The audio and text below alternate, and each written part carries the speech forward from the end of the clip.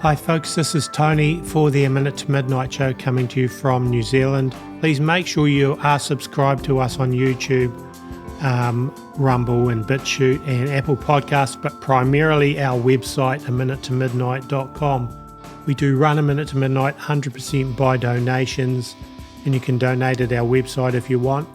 Just for the people that know how Holly, my wife, has been dealing with some health issues and has been in the US for quite a while, and I've made trips over it. Well, she's coming back to New Zealand at least for 2 months and a bit in early November, so we'll be here in New Zealand for a while. And just if anyone does want to help out a bit, we've definitely got some expenses at the moment that are a bit above and beyond what we have the finances for. So if anyone does want to help us, that's always much appreciated. I won't say any more than that, except that I'm really looking forward to having Holly here in New Zealand again. It's been a while since she's been here. So with no further ado, I will then now move on to bringing our guest, which is John Haller. I have John Haller with me on the A Minute to Midnight Show today. John, it's been a few weeks since you've been on. 2 hurricanes have happened since, and probably an awful lot else. So welcome back. Good to be with you. I think it's been a few weeks, and I think the last time we did it, I was in California, where it was even for California, it was kind of record heat. Yeah. It was 120 degrees a couple days, and I don't know if you've ever been in 120 degrees Fahrenheit, but it's very, very hot. I actually went out the one night I was there to a Vietnamese place, which is hot bowl of soup and broth, and the air conditioning in the restaurant wasn't working. Was in an older building. It must have been 95 in there, and it was very, very hot. Let's just put it that way.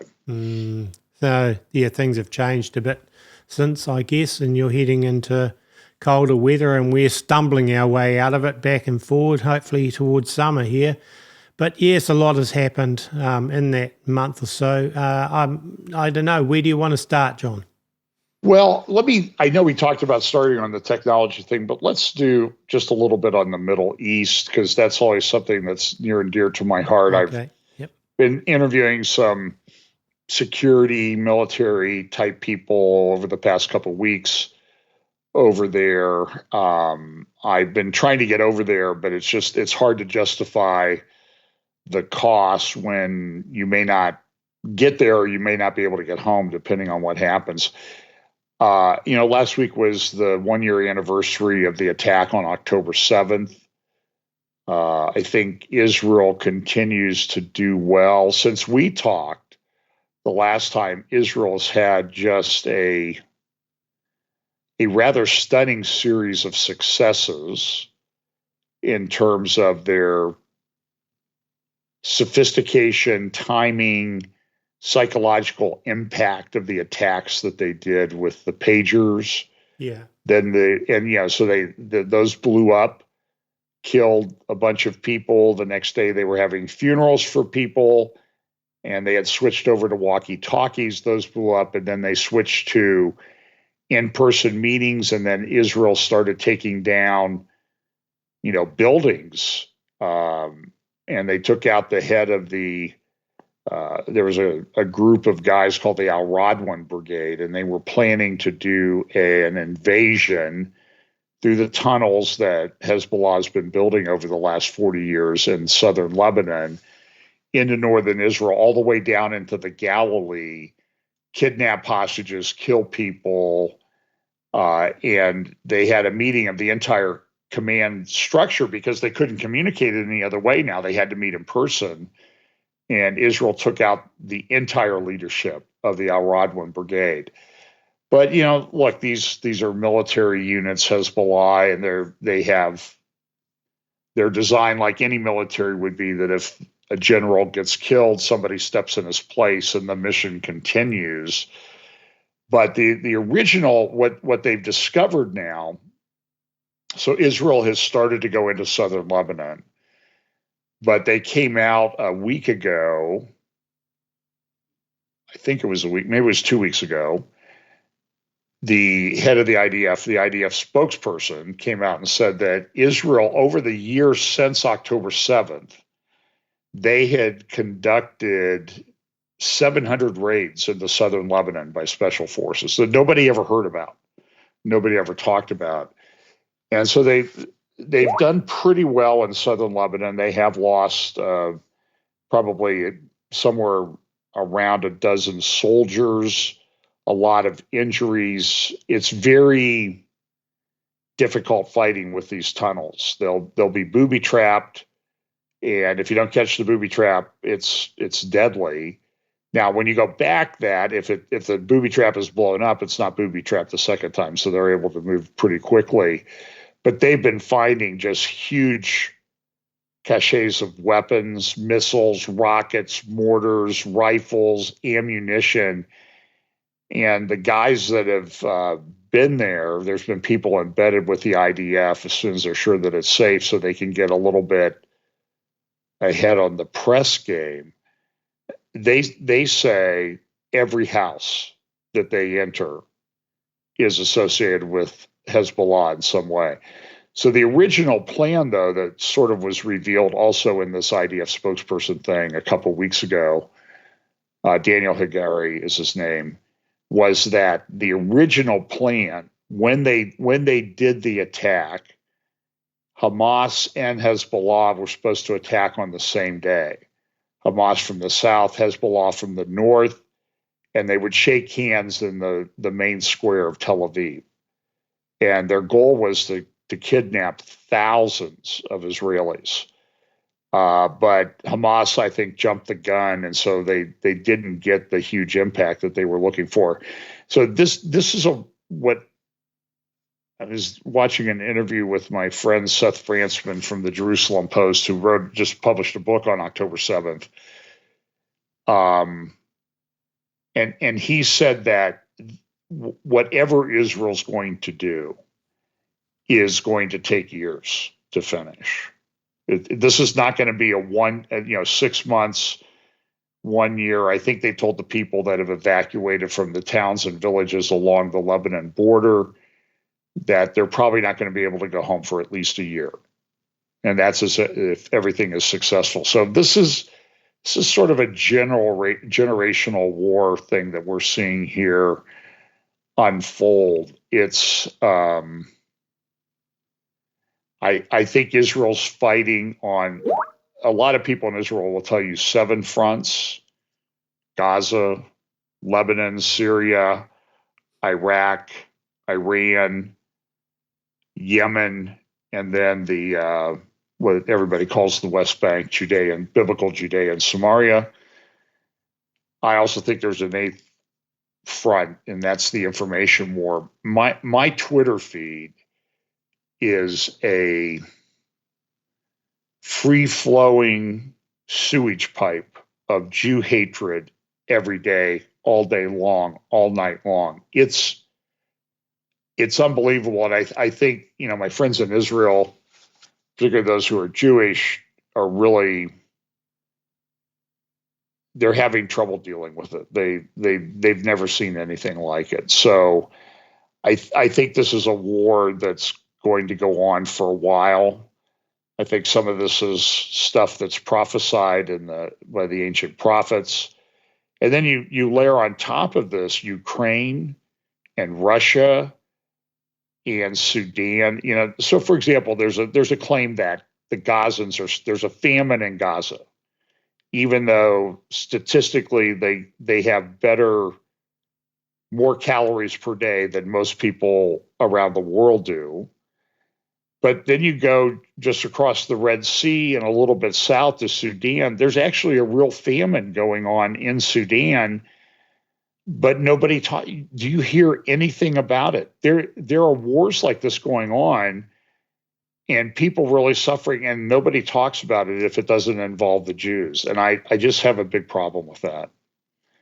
So Russia continues to threaten nuclear war on the West.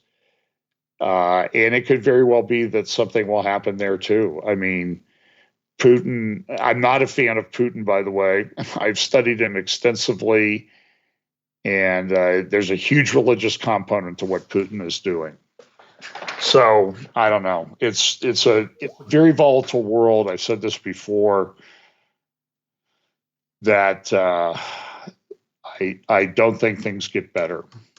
I think John, when you look at the situation, I think what a lot of people get irked by is when they see them go into another country and do what you said, and then they bomb somewhere or take some out, and then a bunch of civilian buildings get destroyed in the process and so on, and people go, I think, well, what's the difference? If they do that in Israel, there's a huge outcry, but if Israel does it in another country, then, people don't like it because it's not in Israel itself. It's in Syria and Lebanon So the question I would ask each one of them, would you please show me then, if you're going to ask that question, show me all of your social media posts that complain about Hezbollah in Lebanon launching 15,000 rockets, missiles, mortars, and everything into Israel just in the past year, plus the 15,000 that were launched by Hamas into Israel. And there are people there are innocent people getting killed. We are not for that. But the question becomes, under laws of war and that sort of thing, is Israel acting within the scope of permissible conduct? Now, of course, everybody will say, no, they're not. But I would highly recommend, there's I would call her young. She's in her 30s, I would guess. British lawyer, barrister named Natasha Hausdorff. She's with an organization called UK Lawyers for Israel, UKLFI. And she's an expert in international law and that type of thing. And she's a passionate defender of Israel. She's Jewish, of course. Multi-generational family that has lived in Israel for generations. I just think that nobody ever talks about what Hezbollah has done. What Hezbollah has done for 40 years, and it's and the question is so what do you do about that? So when Hezbollah attacks, their goal is to empty out northern Israel. And so about 10% of the landmass of Israel has now become uninhabitable because of these Hezbollah attacks. A few months ago, Tony, in the Tehran Times, they published a picture of in a place called Palestinian Square in Tehran.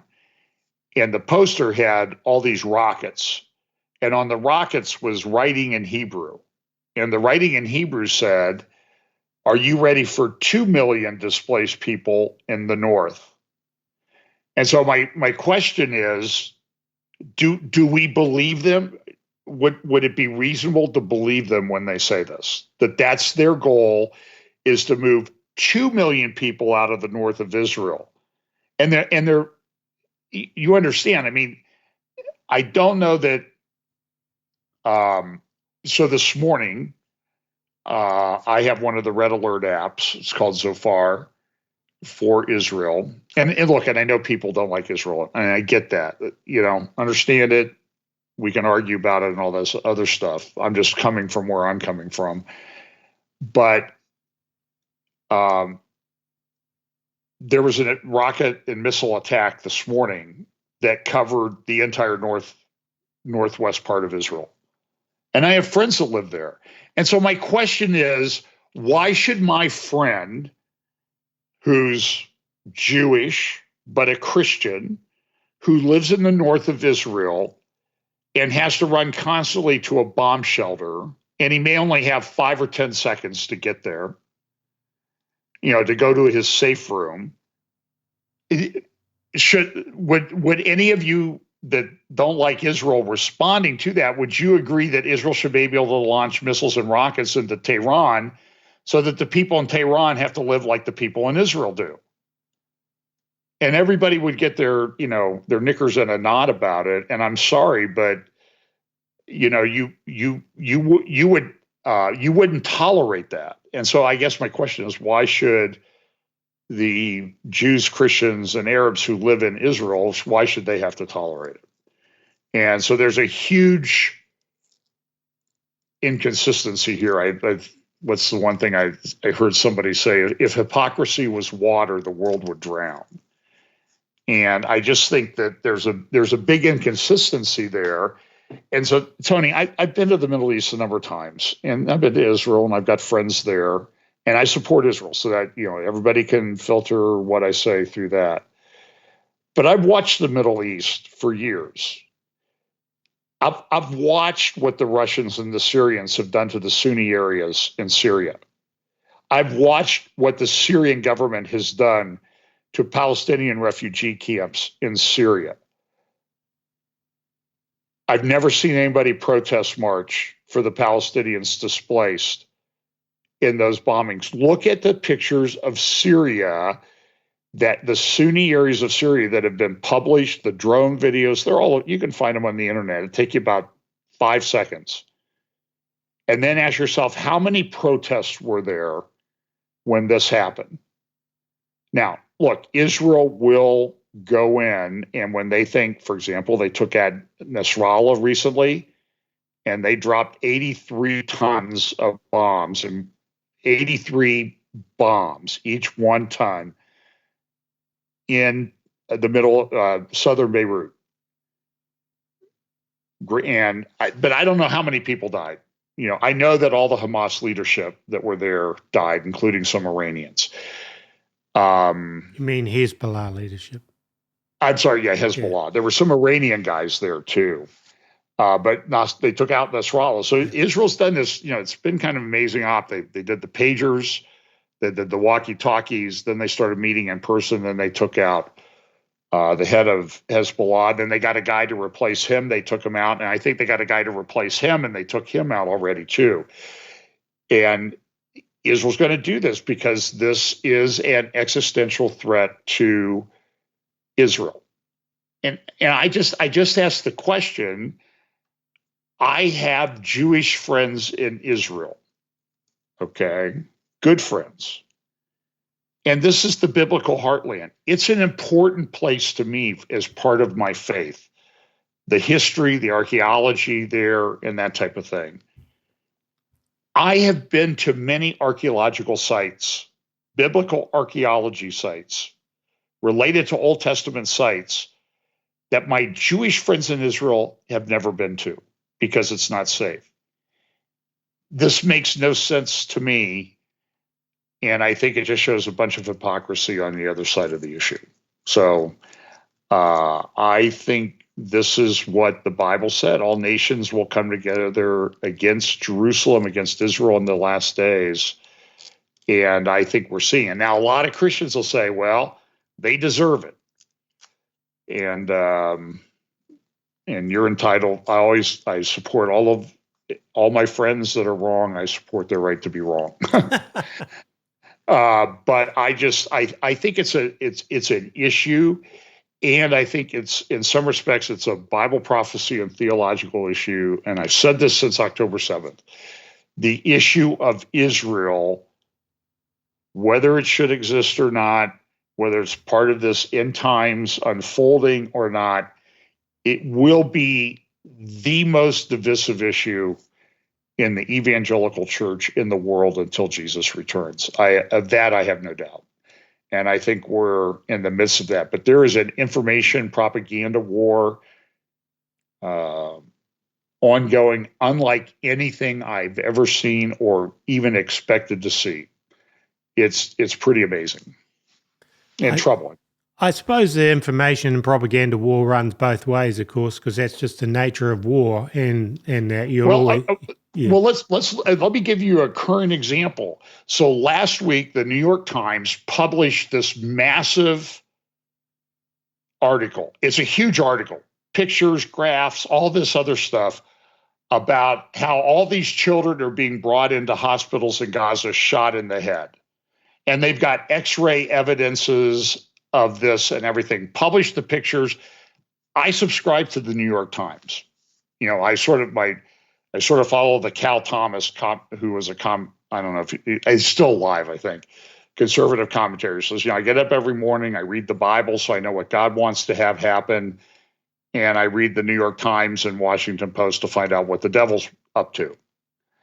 And I think sometimes that's true. So they published this article, and I'm just telling you, if you looked at this without a critical eye, you would think, oh my goodness, Israel is so horrible. But Tony, the types of munitions, the bullets are perfect inside the X-rays that they put up there. That's not how it happens. Forensically, if you study it at all, you know that the bullets fragment. They're all perfect bullets. So what's the conclusion? There's only really one reasonable conclusion. The Palestinians and the New York Times and this group of doctors, if they were the ones who did it, whoever published that, it's completely fake. It's complete propaganda. So I know propaganda goes both ways. I got that. So in the election right now, one side's running around saying that the government's not doing anything to help the people in North Carolina or Florida, and then there are other people saying the government's there and everything's fine. And it's hard unless you're right on the ground there to know exactly what's true. But I do know a little bit about the Middle East situation, and I'm just telling you that the propaganda war from the last 3 days, there have been all these pro-Palestinian accounts. I read them all the time because they pop up in my Twitter feed. And they're saying that the head of the IDF has been taken out in a space laser operation, or fiber optic operation. And they post this picture, and it's totally fake. And you'll see half the people believe it and half the people don't believe it. And that's probably partly by design. I think that's sort of the way this whole dialectic thing works. It's really, if the goal is to divide us, it certainly is happening. But I worked really hard to try to be accurate and truthful in the things that I talk about. I really try hard. And so there's sometimes I don't talk about things, and I get criticized for that, but it's just because I'm not sure. I don't like I think we have to be careful about instant analysis because it's like the fog of war. It's hard to know exactly what's going on. But I'm watching the information warfare on this thing in the Middle East, and I'm just telling you, it's propaganda like I have never seen before, particularly on the anti-Israel side. It's crazy. I mean, you see these protesters, Queers for Palestine. I mean, come on. Do you think if you went to Palestine, do you think you would last more than a half a day doing that, marching as Queers for Palestine down the main street of Ramallah?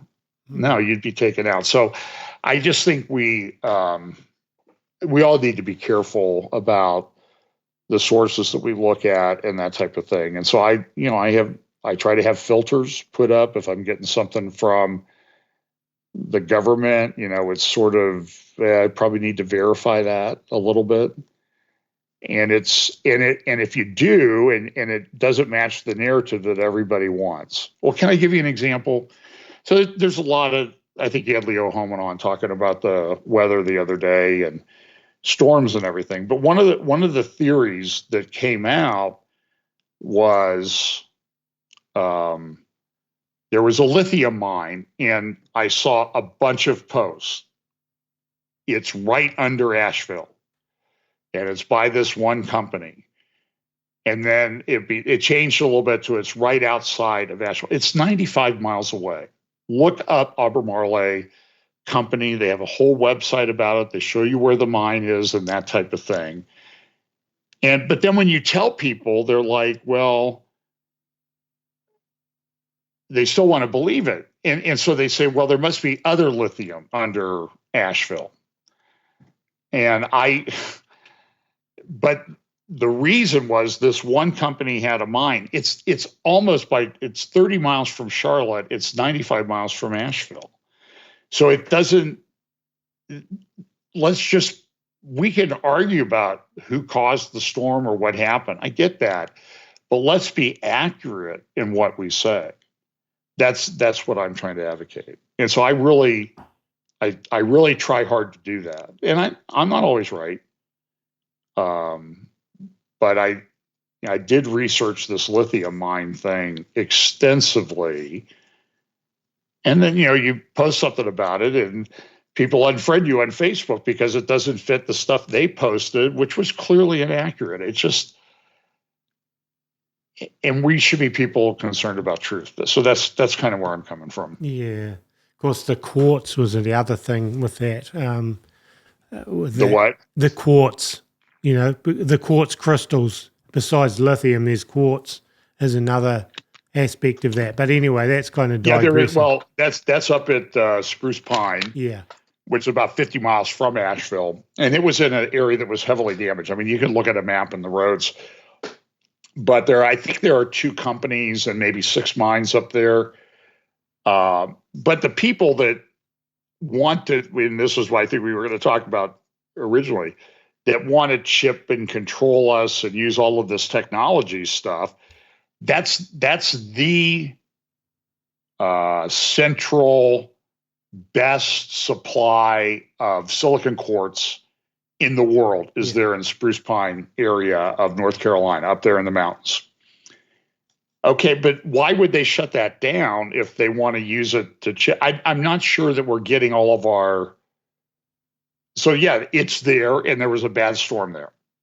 But one of the mines or one of the companies has opened their mines again.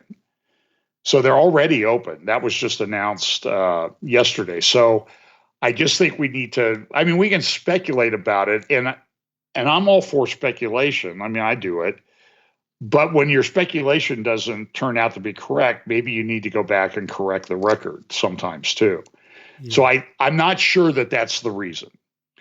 And by the way, they had, before that storm hit in North Carolina, and I know this because we have a member of our family who's the mayor of one of the towns there in the western North Carolina. They had many, many inches of rain before Helene ever hit. Nobody ever talked. Why is nobody talking about that part of this thing? And 3 years ago, some of those towns, one is Canton, North Carolina, they lost half their town in a flood 3 years ago. And there was big flooding in Asheville 3 years ago. So I don't know. I'm just saying is that it's a more complex story than I think instant analysis lends itself to. Yeah. But certainly it was what happened with Helene was a not historically unprecedented. Maybe it was in terms of the amount of rainfall there, but not historically unprecedented in the fact that a hurricane would have effects up into the central part of the United States. I went back and looked up records because I remember once we had 85-mile-an-hour winds here, which are pretty strong winds, for 8 hours on a Sunday after Hurricane Ike. And if you go back and you look at the historical records of Hurricane Ike, which I did, was 2008, when it got up to us, it was called an extratropical storm. And I don't know that I've ever seen that before in these hurricane tracks, but we have impacts from hurricanes up here on depending on the track that they take, fairly regular basis. So I don't think it's historically unusual that it happened. It might be historically unusual in terms of the strength of the storm. This was a pretty bad storm. So, but it does happen.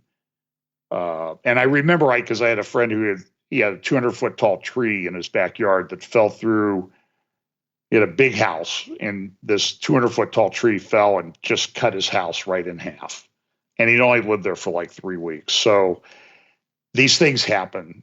And so then the question is, what's the follow-on? Look, I'm concerned about what happened in Maui, and it's like that's completely disappeared from the news.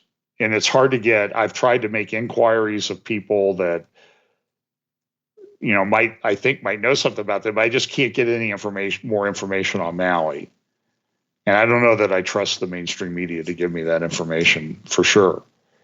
But look, this mine in North Carolina, incredibly important mine to the production of computer chips of all kinds and other devices that are used in the tech industry. They could probably reproduce it, but it would be very costly, and it would be contrary to their goal to be environmentally conscious and green, because it would require a lot of power and energy and stuff to refine the other quartz that they find elsewhere down to the purity that they need. Here, it's like a ready-made.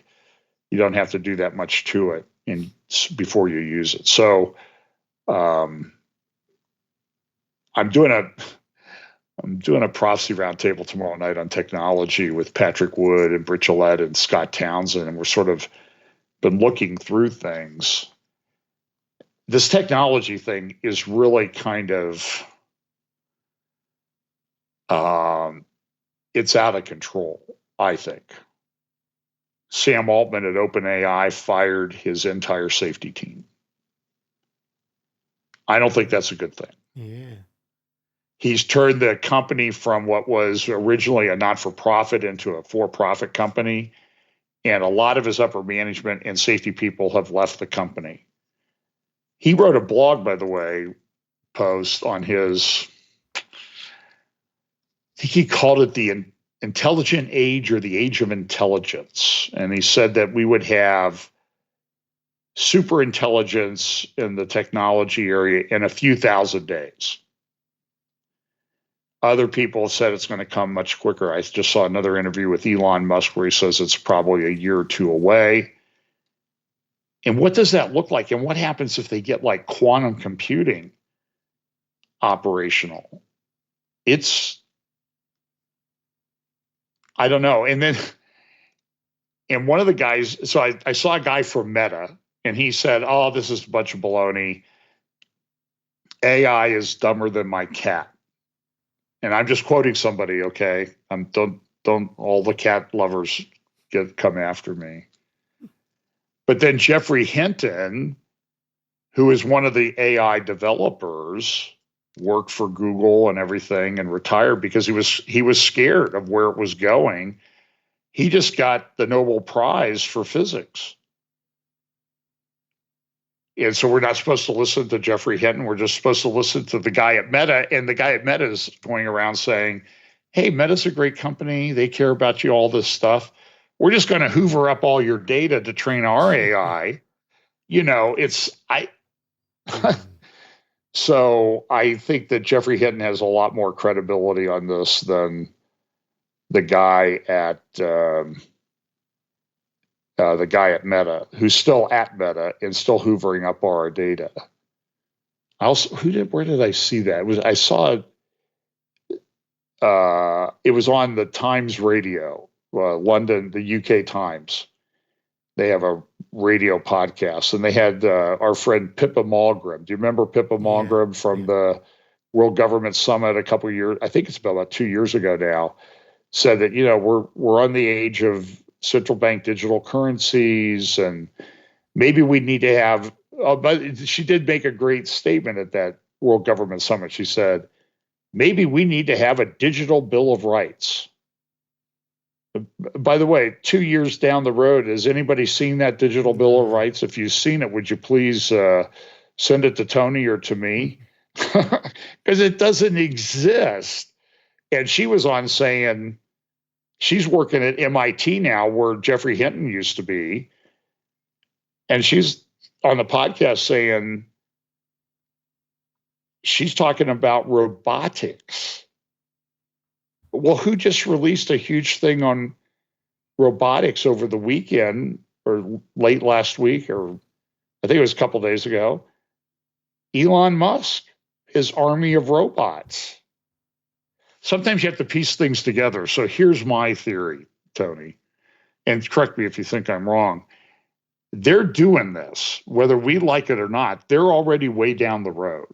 Yeah. And they're maybe further along. I actually have some insiders in that field. And they say whatever they're telling you is just understand that they're much further along than what they're saying publicly. Mm-hmm.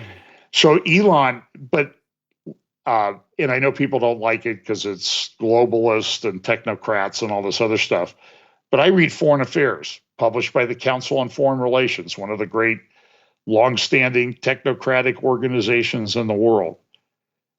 And in their current issue that just came out the other day, they have an article, and it's called, get this, The Age of Depopulation.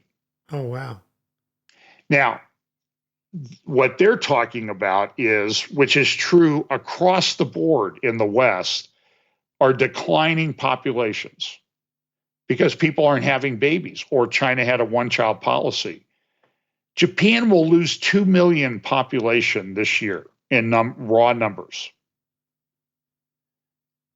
And on the Times podcast this morning, they talked about the fact that if you look at the numbers, it looks like Scotland is growing.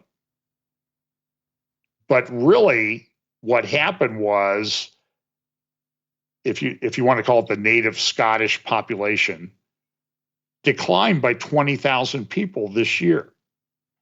The population only went up because of what? Immigration. And so do you see that they get the the age of depopulation? So they've got everybody trained to not have kids, to reduce the number of people. That allows them to shift all these people around because we're so smart and we'll get the right people in the right place, right? And it doesn't work because it's causing conflict everywhere. I mean, Springfield, Ohio, there's a lot of controversy about that in our presidential election. It's a town of 50,000 people. They brought 20,000 Haitians in like a little over a year. 40% of the town, the existing town population, was brought in. And what do you think is going to cause problems? And that's probably the design. But yeah, the article in the Foreign Affairs just came out. The Age of Depopulation. Now, it's happened because of declining birth rates, probably happening because of some other things that we probably shouldn't talk about if we don't want to get the thing banned. We all know what we're talking about. Yeah. But, and of course, they have the solution, right? It's immigration of other cultures into your culture. And Pippa MGRM on the Times podcast said, it's robots to do what there are no people left to do. And that's AI. So it's all kind of, I'm still kind of processing in my mind how integrated it all is and planned. And I don't think there's any question that it's planned. And it's very integrated, and they operate on many different levels. You know, we're playing checkers, they're playing 4D chess sometimes. So, but I think that's the way the world's going to be until the Lord returns. So buck up and get used to it. Yeah. It's definitely. That's not very upbeat, but you know what? Maybe it's because I'm older. I don't sit around and worry about it all the time. I pay attention and I try to prepare. I saw somebody sent me a good post about the North Carolina hurricane. That was down in the mountains. A lot of conservative people, preppers and stuff like that lived there. But what happened? Their house washed away along with all the stuff that they had prepped, had stored up to prep. Now they got, so the thing is, there's only so much you can do. but you got to do the best you can. But I don't sit around and worry about it. I just try to be reasonably intelligent in the way that I act. Yeah, true. Yep. So we kind of covered the whole lot here, didn't we? Yeah. But I think that, and I don't want to be offensive to anybody like that. I just think sometimes we need to kind of take a breath when we're analyzing these events that are happening. But for example, like the storm or the cause of the storm or anything like that, and be sure that the events that we're reporting are accurate. And I think there was some that were not on this, and I think that hurts people's credibility. But I think that clearly, I'm pretty convinced that there's, in the United States, we have an election in 3 weeks. I'm pretty sure that most of the people on both sides of the issues that we'll be voting for really don't care that much about us. Of that, I'm pretty certain. True. So, yeah. So we'll just have to see how that happens. So I apologize if I offended anybody with what I said today. I do have sort of a passion about some of the issues that I talked about. Yeah, look, we live in an incredibly interesting, unique time of history, Tony. You and I, we've talked about this for years. Yeah. And it would be interesting to go back and look at what we talked about 5, 6, 7 years ago compared to what's happening now. And I would say that there's a speed and intensity to things happen at now that didn't exist back then. Definitely. I agree. Yeah. Yeah. It's hard to keep up. It's hard to keep up with everything now. Yeah. Watch and pray. I guess that's the watchword.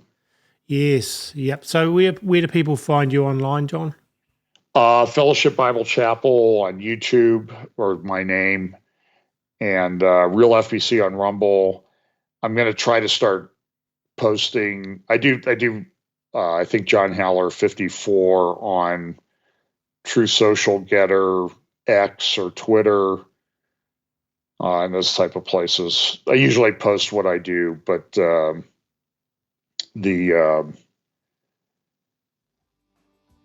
I don't know. It's a crazy. It's an interesting and exciting and crazy time to be alive all at the same time. Sure is, and it's only increasing. Okay, yeah. Well, thanks, John. Thanks for being on the show again today. Cheers. Okay, great. Thank you. Cheers.